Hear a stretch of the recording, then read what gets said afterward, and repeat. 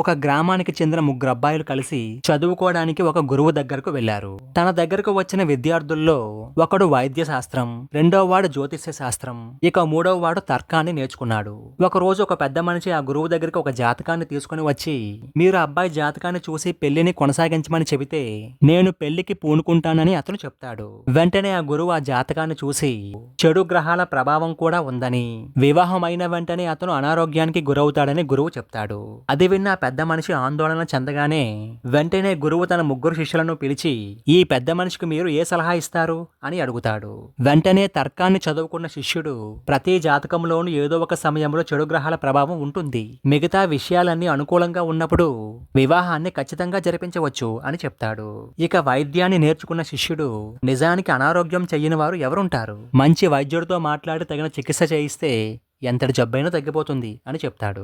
ఇక జ్యోతిష్యాన్ని నేర్చుకున్నవాడు, పెళ్లి సమయంలో గ్రహాలకి శాంతి చేయిస్తే ఏ జబ్బు చెయ్యదు అని చెప్తాడు. కొన్ని రోజుల తర్వాత గురువు గారు వేరే ఊరు వెళ్లిన సమయంలో గురువు గారి చిన్న బిడ్డకు జ్వరం వచ్చింది. గురువు గారి భార్య ఆ బిడ్డ ఒళ్ళు తాకి చూసి, అయ్యయ్యో బిడ్డ శరీరం కాలిపోతుంది, ఇప్పుడు ఏం చెయ్యాలో కాస్త చూడండి అని శిష్యుల్ని అడిగింది. చన్నీళ్లు పోస్తే వేడి దానంతట అదే తగ్గిపోతుంది అని చెప్పి తర్కాన్ని నేర్చుకున్న శిష్యుడు బిందె తీసుకుని చెరువుకు బయలుదేరాడు.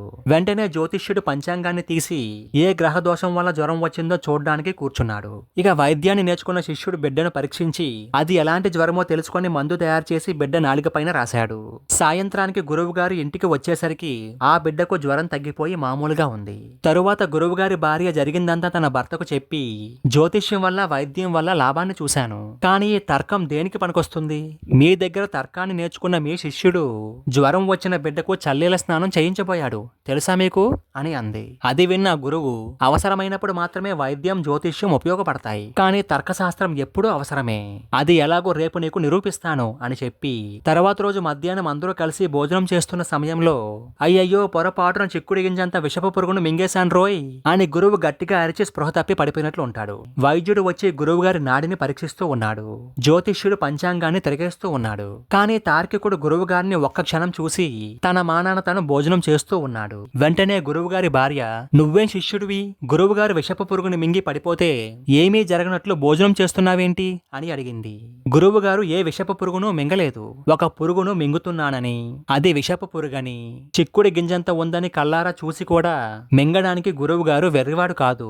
ఒకవేళ పురుగు నోట్లోకి వెళ్ళాక తెలిసినా వెంటనే బయటికి ఊసేస్తారు తప్ప ఎవరూ మింగరు అని చెప్తాడు తార్కికుడు. వెంటనే గురువు గారు కళ్ళు తెరిచి లేచి కూర్చుని తన భార్యతో, తర్కశాస్త్రం వల్ల ఉండే ఉపయోగం ఏంటో తెలిసిందా అని అంటాడు. నువ్వు ఎంత జ్ఞానాన్ని సంపాదించినా, ఎన్ని విద్యలు నేర్చుకున్నా మనిషిని ఆపదల నుంచి రక్షించేది తర్కమే. మరి మీరేమంటారు?